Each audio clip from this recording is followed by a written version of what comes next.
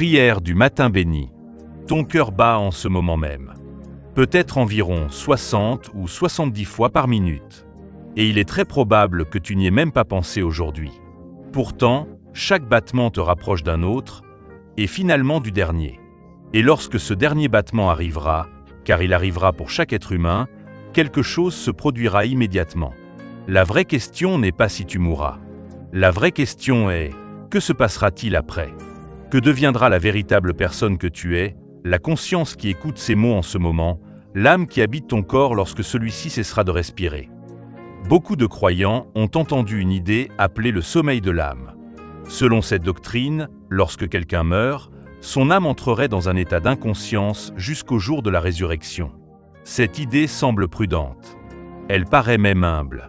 Certains pensent qu'elle protège la doctrine de la résurrection.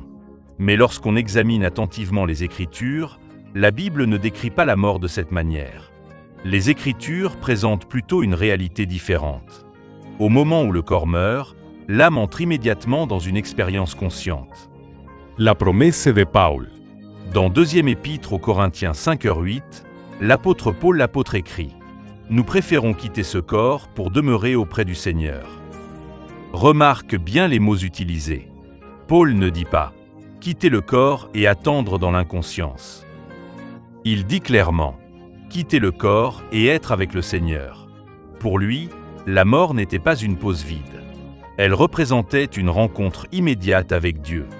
Dans Épître aux Philippiens 1h23, il ajoute « J'ai le désir de partir et d'être avec Christ, ce qui est de beaucoup le meilleur ». Pourquoi Paul appellerait-il la mort un gain s'il s'agissait simplement d'un sommeil inconscient ? Ce qu'il attendait, c'était une rencontre réelle avec Jésus-Christ. La parole de Jésus sur la croix. Un autre passage très puissant se trouve dans Évangiles selon Luc 23h43.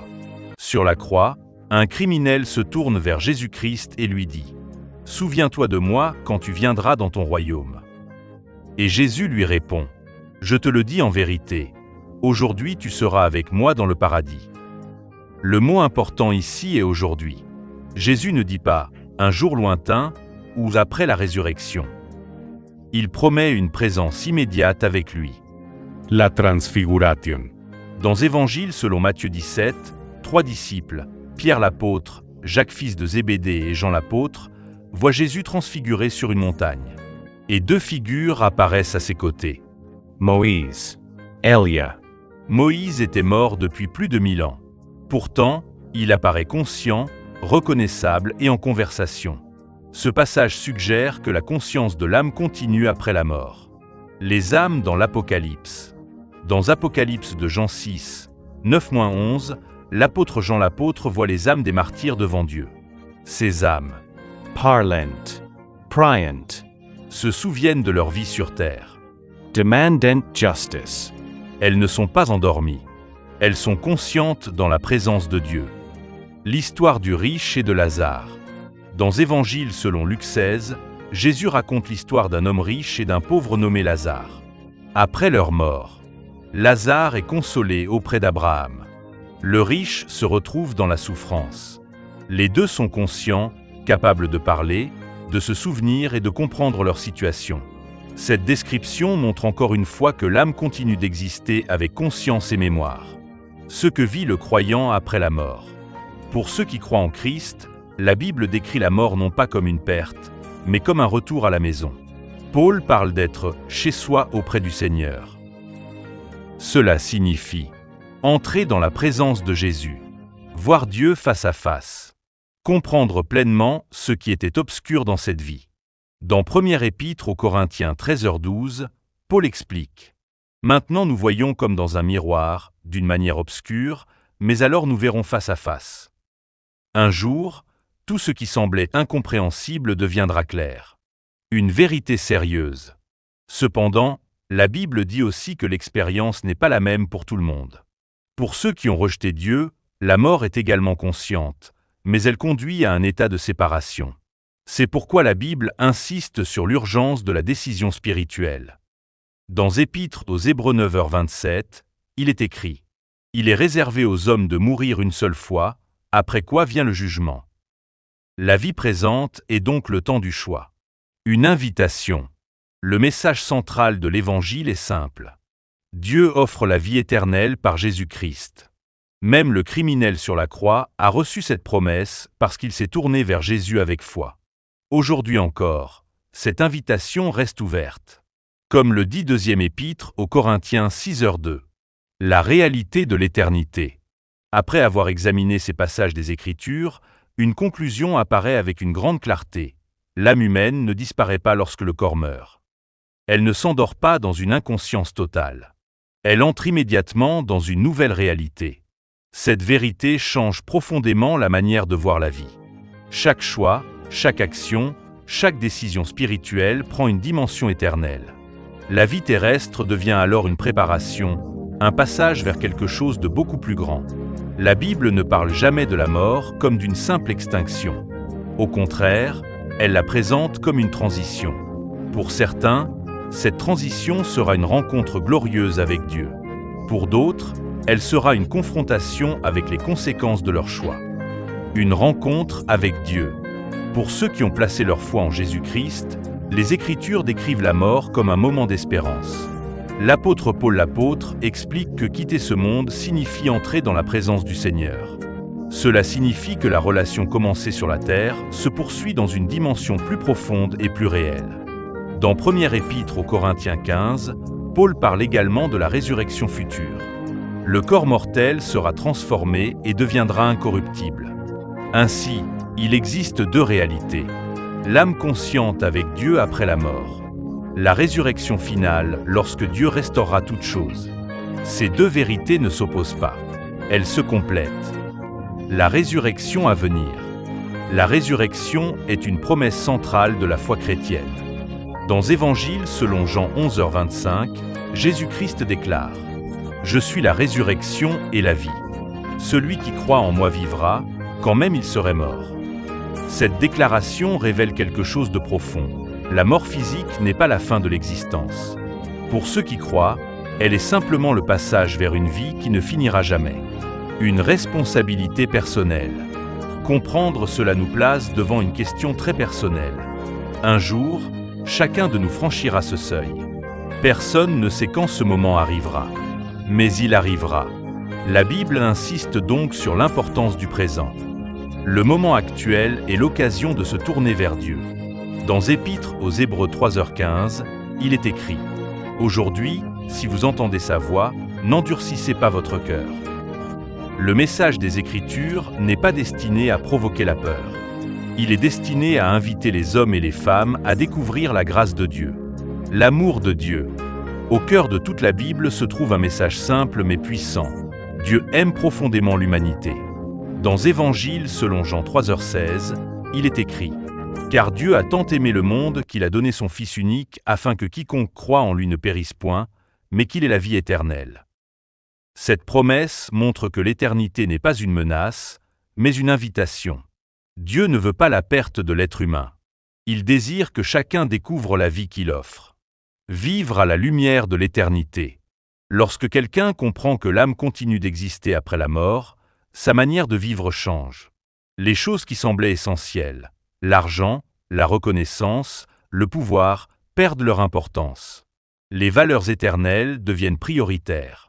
L'amour, La foi, la compassion, la justice, la relation avec Dieu. La vie prend un sens plus profond.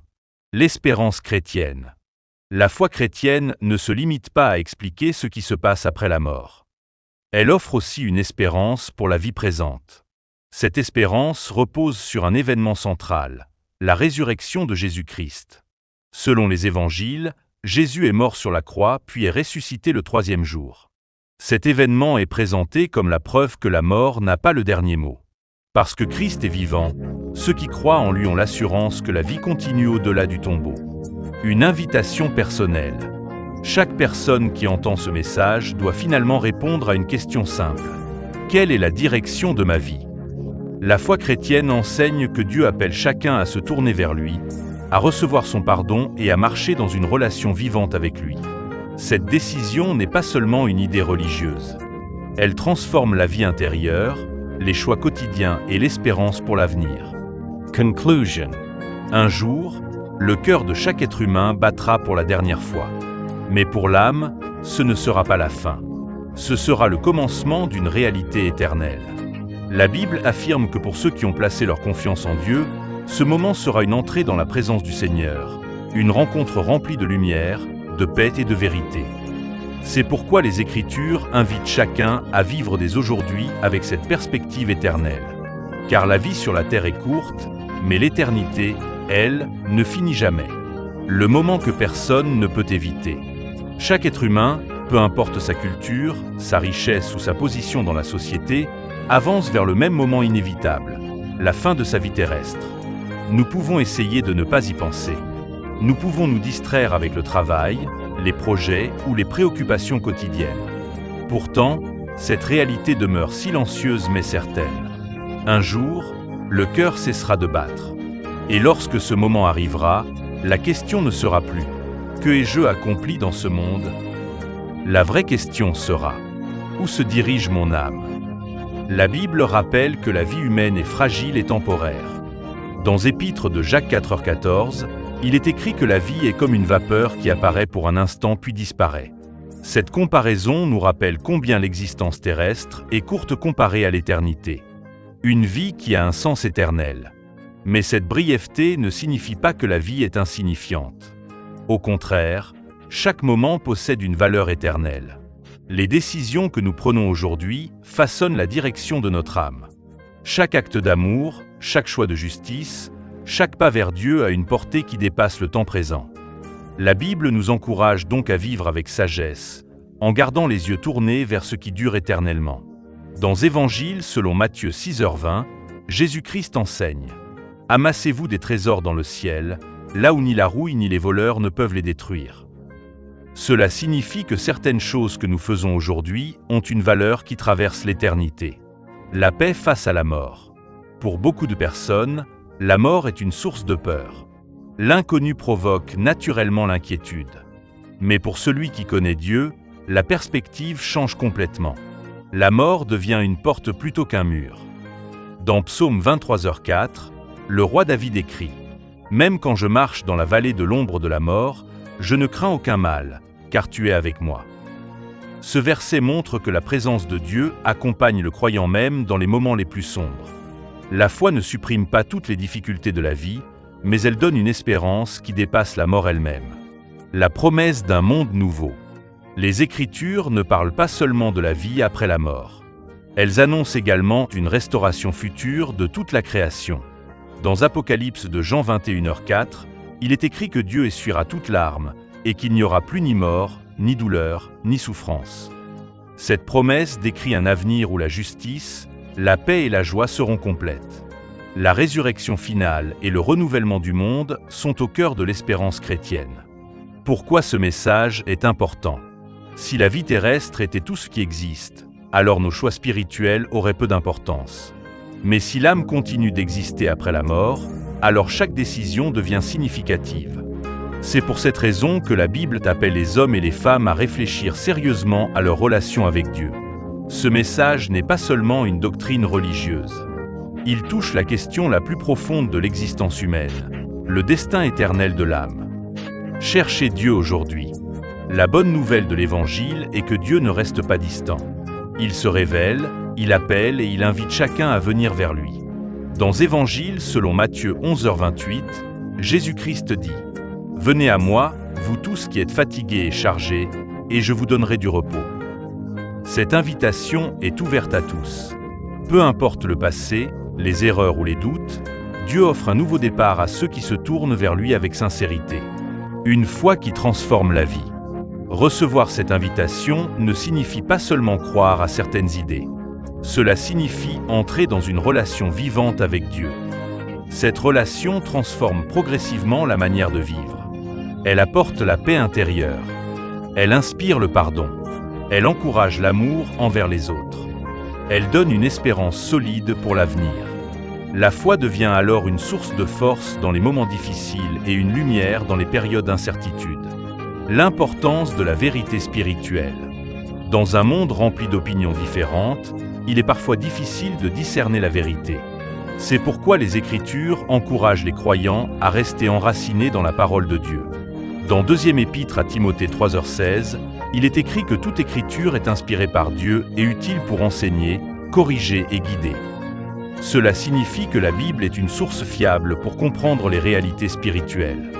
Une espérance qui dépasse la mort.